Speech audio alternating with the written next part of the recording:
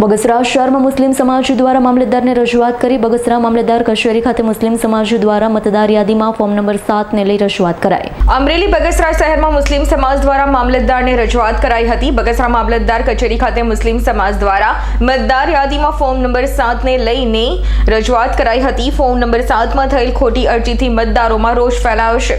મામલતદાર પ્રસાદ ભીંડીને મુસ્લિમ સમાજના આગેવાનો દ્વારા લેખિતમાં રજૂઆત કરાઈ હતી.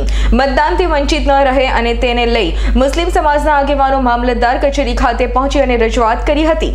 મતદાર યાદીમાં નામ કમીની અરજીની અજાણ મતદારોમાં રોષ ફેલાયો છે. મુસ્લિમ સમાજ દ્વારા મામલતદારને આ બાબતે રજૂઆત કરાઈ હતી.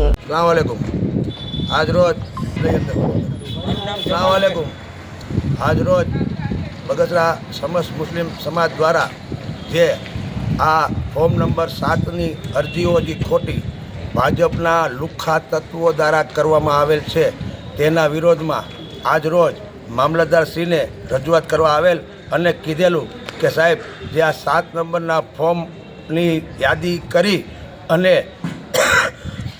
મુસ્લિમ સમાજને મતદાનથી વંચિત રાખવાનું જે કારસો ખાલી મુસ્લિમ સમાજ નહીં, ભાજપ વિરોધી જેટલા છે એ બધાને આ મતદાનથી વંચિત રાખી અને જે કાવતરા રચ્યા છે એ લોકો માટે કે જેણે અરજી કરી છે એની માટે અને આ જેને કરાવડાવી છે એને માટે જે કાયદાકીય મુજબ જે કોઈ પગલાં લેવાતા હોય એ લઈ અને આ લોકોને સજા થાય એવો એક દાખલો બિહારે કે ભવિષ્યમાં કોઈ આવું કૃત્ય ન કરે અને જે મતદાનનો અધિકાર છે પ્રજાનો આ લોકશાહીમાં આનો અધિકાર છીનવાની કોશિશ ન કરે અને જે લોકોએ અરજી કરી છે અને અરજી કરાવી છે એ લોકોને સખ્તમાં સખ્ત કાયદાકીય કાનૂનમાં રહી અને એવી સજા થાય એવી અમારી બગસરા સમસ્ત મુસ્લિમ સમાજની લાગણી અને માગણી છે.